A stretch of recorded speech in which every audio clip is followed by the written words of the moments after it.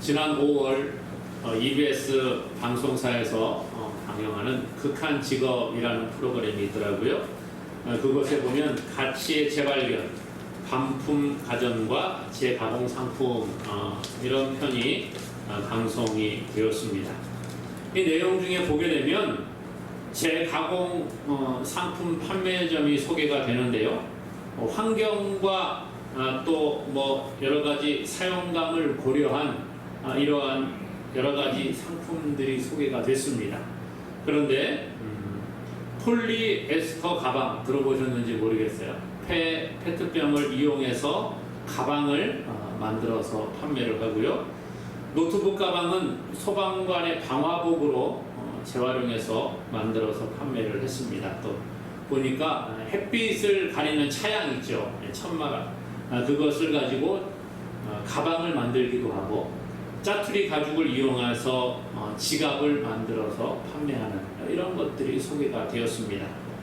또 재생 가죽을 가지고 신발을 만드는 신발 공장이 소개되기도 했는데 뭐 안전화, 뭐 작업화 이런 것들도 만들고 천연 가죽에 못지않는 그러한 신발을 만들어내는 것이 소개가 되었습니다.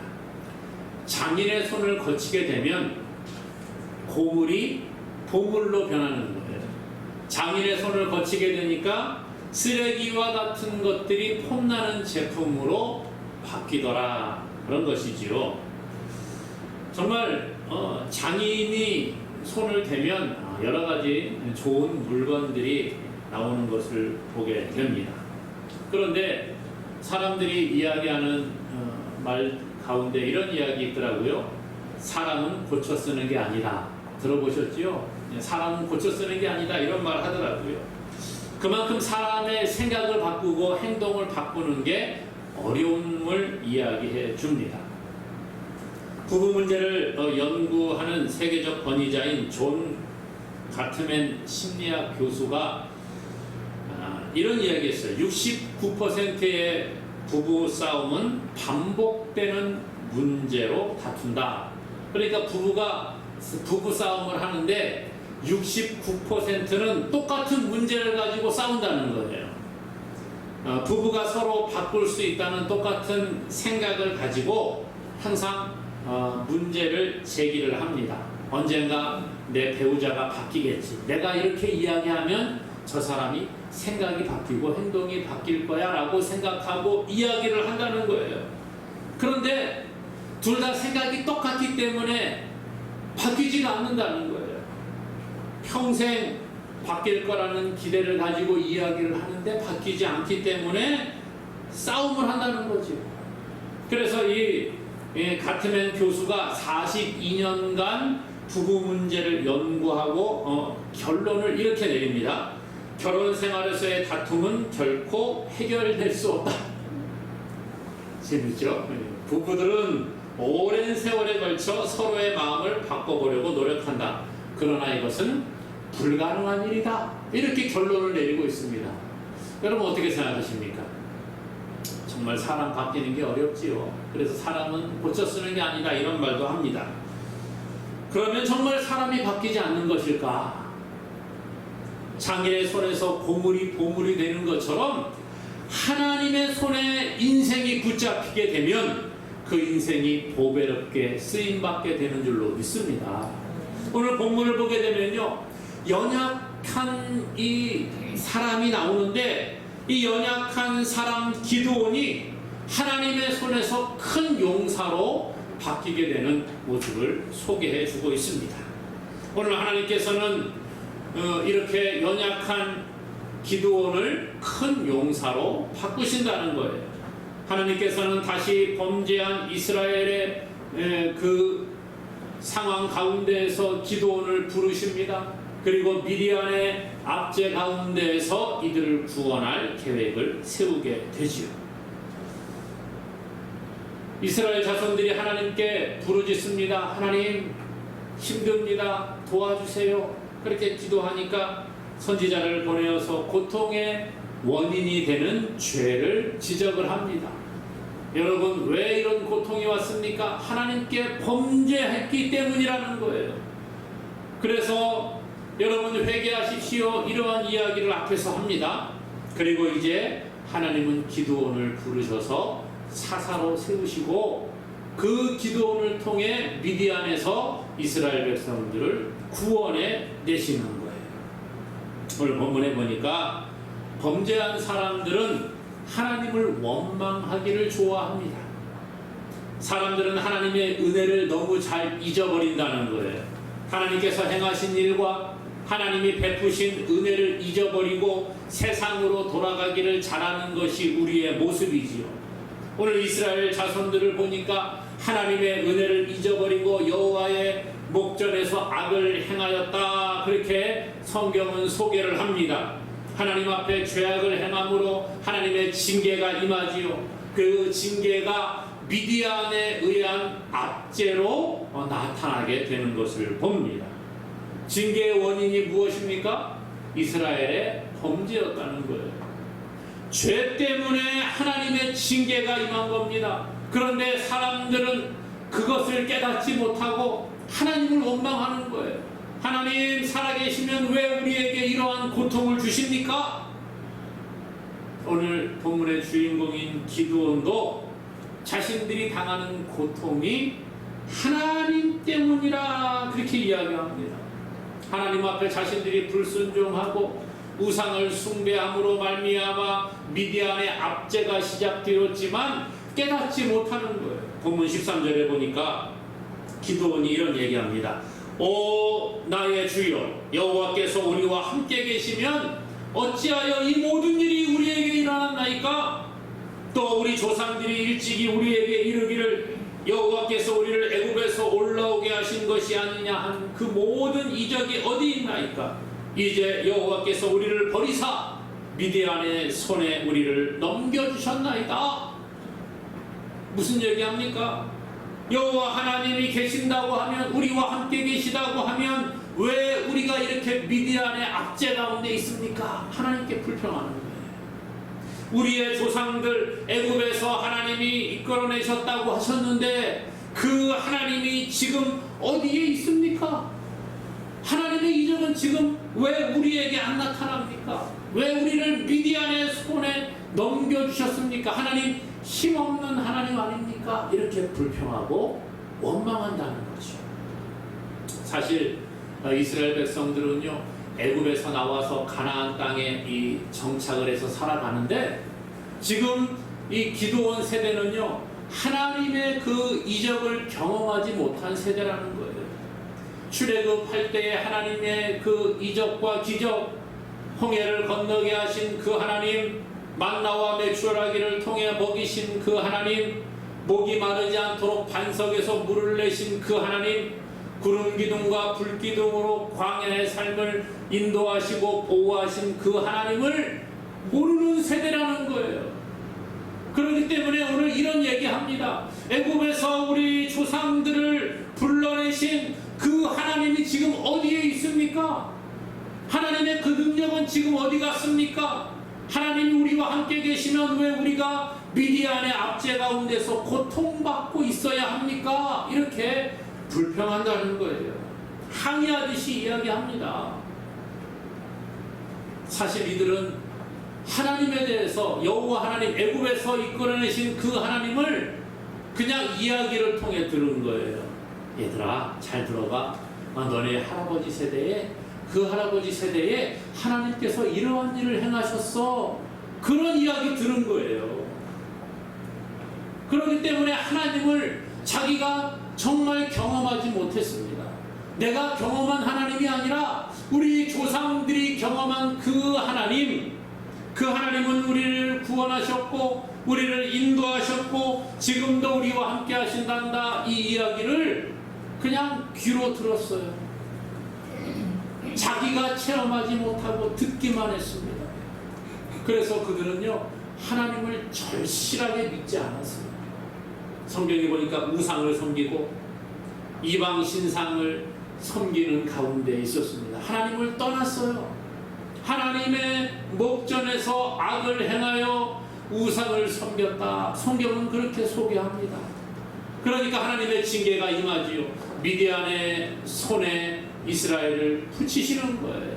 그래서 그들이 미디안의 압제 가운데 놓여졌습니다. 그런데 이들의 생각은 뭐예요? 내가 죄지어서 이런 일이 벌어졌구나가 아니라는 거예요. 내가 하나님께 잘못해서 이러한 징계가 임했구나가 아니라는 거예요. 나의 잘못은 없고 누구 탓하는 거예요? 하나님만 탓하는 거예요. 내 자신을 돌아보고 회개하기보다 하나님께 그 화살을 돌리는 연약한 인생을 보게 됩니다. 하나님의 백성은 무조건 형통합니까? 하나님의 백성은 무조건 잘 됩니까? 예수 믿고 교회 다니기만 하면 사업이 잘 됩니까? 물론 잘 되기도 합니다. 직장이 평탄하기도 합니다. 건강하고 자녀가 잘 되고 돈을 잘 벌 수 있습니다. 그러나 모두가 그런 것은 아니라는 거예요. 하나님은 지금도 우리에게 복 주시기를 원하는 줄로 믿습니다. 그리고 하나님 믿으면 실제로 우리에게 복을 허락하시는 분이에요. 그러나 또한 하나님은 죄에 대해서는 단호하게 징계하시는 하나님이신 줄로 기억하시기 바랍니다. 그래서 성경은 하나님을 향하여 사랑의 하나님이시지만 복 주시는 하나님이시지만 또한 공의의 하나님이라 그렇게 말씀하시는 거예요. 우리의 죄에 대해서는 하나님께서 단호하게 그 죄값을 물어보시는 하나님이시라는 거죠. 그러므로 사랑하는 여러분, 우리가 우리에게 찾아오는 고난을 하나님에게 돌리지 마시기를 바랍니다. 하나님을 오해하고 하나님을 내 마음대로 잘못 믿으면 그 신앙은 잘못된 길로 가게 된다는 거예요. 그러므로 날마다 우리의 죄를 돌아보고 먼저 회개하는 역사가 있기를 주님의 이름으로 간절히 소망합니다. 오늘 말씀에는 하나님은 연약한 기드온을 큰 용사로 부르시는 것을 보여주고 있습니다. 하나님의 손을 거치게 되면 연약한 자가 큰 용사가 되는 줄로 믿습니다. 하나님은 가장 연약한 자도 일꾼으로 부르시고 사용하시는 분이세요. 오늘 기드온에게 여호와의 사자가 찾아옵니다. 하나님께서 기드온과 함께 계시겠다 말씀하셨고 또 기드온을 통해서 이스라엘을 미디안의 손에서 구원할 것이라 그렇게 말합니다. 그런데 여러분, 사실 이 기드온이 큰 용사입니까? 정말 훌륭한 사람이었습니까? 우리 이걸 돌아봐야 되는 거예요. 오늘 우리가 읽은 11절에 보니까 이 기드온에 대해서 소개를 하는데요. 11절에 이렇게 말합니다. 여호와의 사자가 아비에셀 사람 요아스에게 속한 오브라에 이르러 상수리 나무 아래에 앉으니라. 마침 요아스의 아들 기드온이 미디안 사람에게 알리지 아니하려 하여 밀을 포도주 틀에서 타작하더니, 자, 기드온이 뭘 하는 거예요? 밀을 타작을 합니다. 밀을 수확을 했어요. 그리고 타작을 하는데 어디서 타작을 해요? 포도주 틀에서 타작하고 있습니다. 여러분, 밀은 넓은 마당이나 타작을 위해 만들어 놓은 뜰에서 타작을 하는 게 일반적인 거예요. 우리도 농사를 우리는 지금은 농사를 안 짓습니다만 농사 짓는 사람들 보게 되면 가을에 곡식들을 거두게 되는 타작할 때 큰 마당이나 이런 데서 타작을 하지 않습니까? 그래서 과거에 나무라든지 이런 걸로 타작기를 가지고 타작을 하는 거예요. 저도 과거에 저희 아버님께서 깨 농사를 지으신 다음에 깨를 이렇게 말려놨다가 타작을 하는 걸 봤어요. 이렇게 바닥에다가 자리를 펴놓고 막 두드리고 그렇게 하니까 깨가 확 떨어지더라고요. 그렇게 하는 게 일반적인 타작이잖아요. 밀 타작을 그렇게 합니다. 넓은 마당이라든지 뜰에서 타작을 하는 게 일반적인 거예요. 그런데 오늘 기드온은요, 어디서 해요? 포도주 틀에서 했습니다. 포도주 틀 뭡니까? 포도주를 만들기 위해 짜는 그러한 기구, 틀을 만들어 놓은 그것이에요. 그래서 포도를 놓고 그 틀에다가 놓고 이렇게 압축을 한다든지 그렇게 해서 포도즙을 내고 포도주를 만드는 그러한 틀이 있습니다. 크지도 않아요.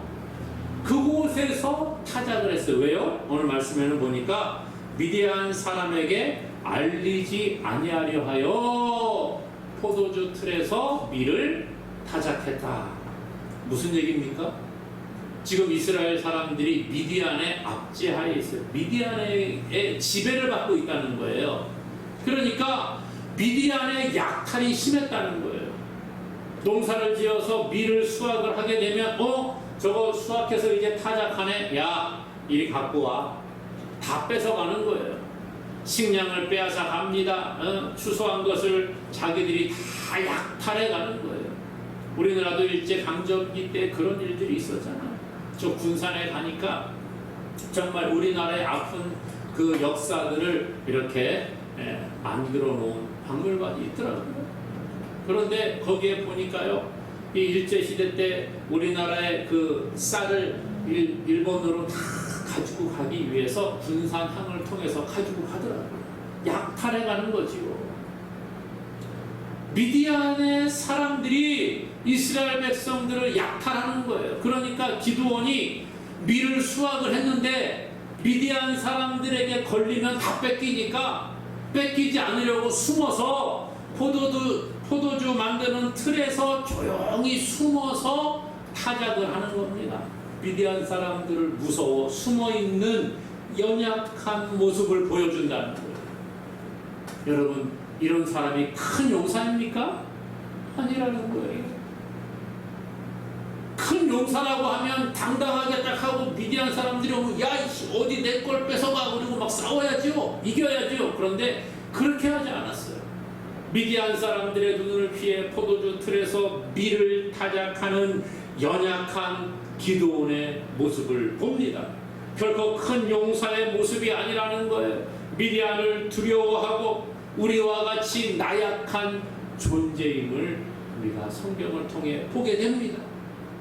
또 그 뒤에 하나님께서 이 기드온에게 너가 가서 미디안의 손에서 이스라엘을 구원하라 그렇게 말할 때 뭐라고 합니까? 15절에 보니까 그러나 기드온이 그에게 대답하되 오 주여 내가 무엇으로 이스라엘을 구원하리이까? 보소서 나의 집은 므낫세 중에 극히 약하고 나는 내 아버지 집에서 가장 작은 자니이다. 자기 너무 연약하다는 거예요. 우리 가문도 별 볼 일 없고 저는 그 가운데서도 아주 연약한 존재입니다. 저는 할 수가 없습니다. 그렇게 말하는 거예요. 하나님이 부르시고 기드온에게 사명을 주시는데 기드온은 나는 약하고 할 수 없습니다. 나는 힘이 없는 존재입니다. 우리 가문은 아무 힘이 없는 연약한 가문입니다. 라고 말하고 있다는 거예요. 사실 성경을 보게 되면요, 하나님께 쓰임받은 하나님의 일꾼들이 아주 위대한 사람들이 그렇게 많지 않았던 것 같아요. 대부분의 하나님께 쓰임받은 사람들은 연약한 자들이었습니다. 별로 대단히 내세울 것이 많지 않은 사람들이었습니다. 인간적으로 결점이 많고 허물이 많은 자들이었습니다. 연약한 존재들이었다는 거예요. 처음부터 위대한 사람들이 아니었습니다. 이스라엘 백성들을 애굽에서 이끌어낸 지도자 모세를 보십시오. 하나님이 부르실 때에 몇 살에 부르셨어요? 80세가 돼서 부르셨어요. 모세가 애굽의 왕자로 삶을 살아갔습니다. 40년 동안 왕자로 살아갔지요.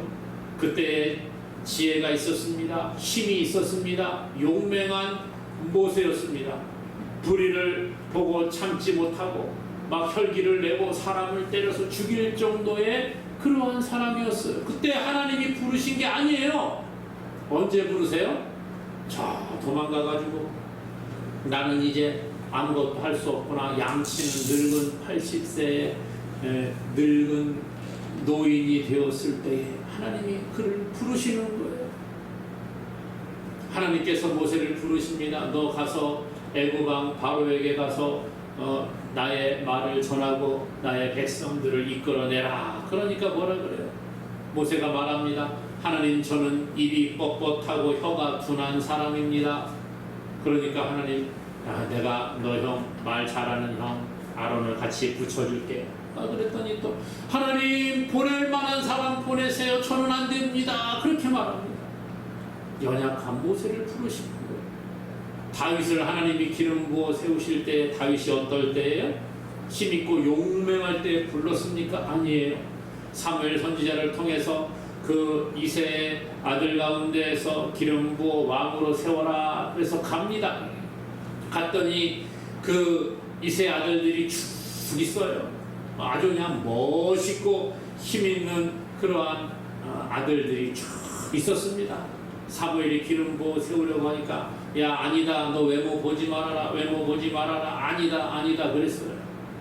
아니 다 보니까 맨 마지막까지 보니까 아니라는 거예요. 이상해서 사무엘이 물어보지요. 너 아직도 내 아들이 남은 아들이 있느냐? 있지요. 우리 막내가 있는데 아이고 걔는 좀 별벌치 않아가지고 이 형들보다 훨씬 못하기 때문에 지금 저 들에서 양치라고 보내놨습니다. 그런 다윗을 하나님이 기름 부어 세우라고 하십니다. 사랑하는 여러분, 하나님께서는 약한 자를 들어 강한 자를 부끄럽게 하시는 분인 줄로 믿습니다. 고린도전서 1장 27절에서 29절에 보니까 그러나 하나님께서 세상에 미련한 것들을 택하사 지혜 있는 자들을 부끄럽게 하려 하시고 세상에 약한 것들을 택하사 강한 자들을 부끄럽게 하려 하시며 하나님께서 세상에 천한 것들과 멸시받는 것들과 없는 것들을 택하사 있는 것들을 폐하려 하시나니 이는 아무 육체도 하나님 앞에서 자랑하지 못하게 하려 하심이라. 하나님이 왜 연약한 자들을 들어서 세우신다고요? 자기 육체로 자랑하지 못하게 하기 위해서. 야 봐라, 내 힘으로 이걸 이루었어. 야 봐라, 내가 이렇게 똑똑해서 이런 일을 행했어. 내가 이렇게 훌륭해서 이렇게 큰 위대한 일들을 이루었어. 이것이 아니라는 거예요. 하나님이 약한 자를 들어 세우시는 이유는 하나님의 영광을 나타내기 원하는 줄로 믿습니다. 세상이 볼 때 우리도 힘이 없고 돈도 없고 배움도 없고 빽이 없고 내세울 것 없는 사람들인 것 같아 보일 수 있습니다. 그렇지, 우리는 자주 넘어집니다. 조그만 상처에도 아파합니다. 다른 사람 원망하고 하나님 원망하기 잘합니다. 잘 넘어지는 연약한 존재들이에요. 그러나 세상의 기준이 우리의 가치를 결정하는 게 아니에요. 우리의 가치는 누가 결정해요? 하나님께서 결정하시는 거예요. 세상에 재능이 많으냐, 세상에 물질이 많으냐, 세상에 실력이 있느냐, 이것이 우리의 가치를 결정하는 것이 아니라 하나님이 보시기에 어떤 사람이냐가 우리의 가치를 결정하는 겁니다. 기드온처럼 연약하고 불쌍한 그러한 사람, 미디안의 눈을 피해 숨어서 포도주 틀에서 밀을 타작하는 그러한 자도 큰 용사로 부르신 하나님께서 오늘 우리를 하나님의 귀한 일꾼으로 큰 용사로 부르시는 줄로 믿습니다. 그러므로 사랑하는 여러분, 기드온과 같이 연약한 우리를 부르셔서 우리를 하나님의 자녀 삼아 주셨어요. 우리가 하나님의 큰 용사로 부름받은 줄로 믿고 그 부름에 응답하는 저와 여러분 되기를 주님의 이름으로 간절히 축원합니다. 하나님은요, 힘주시고 함께 하시는 하나님임을 오늘 본문은 우리에게 말씀해 주고 있습니다. 기드온은 하나님이 자신을 부르시고 이스라엘을 미디안의 손에서 건질 큰 용사가 되겠다는 말씀을 들었는데 확신을 가지지 못합니다. 자신은 미디안이 무서워서 숨어서 포도주 틀에서 밀을 타작하는 사람임을 알고 있었습니다. 가문도 좋지 못하고 내세울 것이 없는 사람임을 자기 자신이 먼저 알았어요. 하나님, 저는 안 됩니다. 저는 연약한 사람이에요. 저는 부족한 사람이에요. 그렇게 말했어요. 그럴 때 하나님께서 확신이 없는 기드온에게 소망을 주시는 거예요. 기드온이 연약한 모습 그대로 사용한 것이 아닙니다. 하나님은 하나님의 일꾼을 부르셔서 야, 이제 너 내 일을 행해라. 그리고 너 수단과 방법을 가리지 말고 내 힘으로 빨리 해라 그렇게 말하시는 분이 아니라는 거예요. 하나님은 하나님의 사람들을 부르셔서 사명을 주시는데요, 사명만 주시는 게 아니에요. 그 사명을 감당할 힘도 주시고 능력을 주시고 그 사명을 끝까지 감당할 수 있도록 날마다 우리와 함께 하시는 분인 줄로 믿습니다. 하나님이 함께 하시면 큰 용사로 쓰임 받는 거예요.